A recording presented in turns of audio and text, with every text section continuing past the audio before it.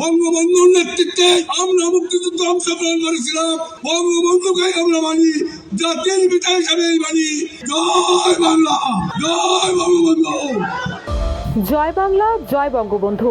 বঙ্গবন্ধু শেখ মুজিবুর রহমানের নেতৃত্বে আমরা মুক্তিযুদ্ধ করেছি। তিনি আমাদের জাতির পিতা। 1971 সালে জয় বাংলা ছাড়া আর কোনো স্লোগান ছিল না। মুক্তিযোদ্ধারা এই বাংলাদেশেই থাকবে। জয় বাংলা, জয় বঙ্গবন্ধু। 16 ডিসেম্বর সকালে ময়মনসিংহের মুক্তগাছা উপজেলা পরিষদ প্রাঙ্গণে আয়োজিত বিজয় দিবসের আলোচনা সভায় এসব কথা বলেন বীর মুক্তিযোদ্ধা বসির উদ্দিন। মুহূর্তেই তার বক্তব্যকে কেন্দ্র করে উত্তেজনা ও বিশৃঙ্খল পরিস্থিতির সৃষ্টি হয়। পরে পরিস্থিতি নিয়ন্ত্রণের বাইরে চলে যাওয়ায় শেষ পর্যন্ত আলোচনা সভা স্থগিত ঘোষণা করে উপজেলা প্রশাসন।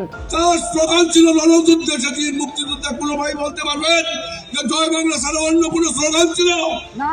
তাই জয় বাংলায় আজকের স্লোগান মুক্তিযুদ্ধ থাকবে, দেশে থাকবে জয় বাংলা। এদিকে বক্তব্যের এক পর্যায়ে তিনি অন্তর্বর্তী সরকারের প্রধান উপদেষ্টার বিরুদ্ধেও মন্তব্য করেন। তার বক্তব্য শেষ হওয়ার পরপরই সভাস্থলে উপস্থিত একটি পক্ষের মধ্যে তীব্র প্রতিক্রিয়া দেখা দেয়। মুহূর্তের মধ্যেই পরিস্থিতি উত্তপ্ত হয়ে ওঠে এবং এক পর্যায়ে মঞ্চে হট্টগোল ও বিশৃঙ্খলা শুরু হয়। পরবর্তীতে বিজয় দিবসের মঞ্চে জুলাই আন্দোলনে আহত আল মামুন মুজিববাদ ও ভারতীয় আগ্রাসনের বিরুদ্ধে বক্তব্য রাখেন। একই সঙ্গে মুক্তিযোদ্ধার বক্তব্যের বিচার দাবি করেন। এতে পরিস্থিতি আরও উত্তেজনাপূর্ণ হয়ে ওঠে। এমন পরিস্থিতিতে উপজেলা নির্বাহী কর্মকর্তা কৃষ্ণচন্দ্র আলোচনা সভা স্থগিত ঘোষণা করেন।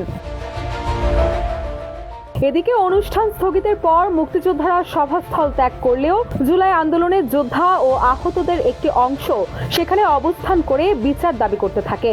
পরে উপজেলা প্রশাসনের উদ্যোগে জুলাই আন্দোলনের যোদ্ধা ও আহত ব্যক্তিবর্গ, মুক্তিযোদ্ধা এবং গণ অধিকার পরিষদের নেতাদের সঙ্গে একটি বৈঠক অনুষ্ঠিত হয়।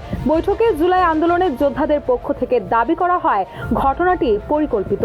তাদের অভিযোগ, আওয়ামী লীগ নেতা বীর মুক্তিযোদ্ধা আব্দুল হাই আকন্দের নেতৃত্বে আসন্ন নির্বাচনী পরিস্থিতিকে অস্থিতিশীল করতেই এই বিশৃঙ্খলা সৃষ্টি করা হয়েছে। এ বিষয়ে উপজেলা নির্বাহী কর্মকর্তা কৃষ্ণচন্দ্র বলেন, বিজয় দিবসের মঞ্চে এক মুক্তিযোদ্ধার বিভ্রান্তিকর বক্তব্যকে কেন্দ্র করে জুলাই আন্দোলনের যোদ্ধারা প্রশাসনের কাছে বিচার দাবি করেন। আমরা সবার সঙ্গে আলোচনা করেছি।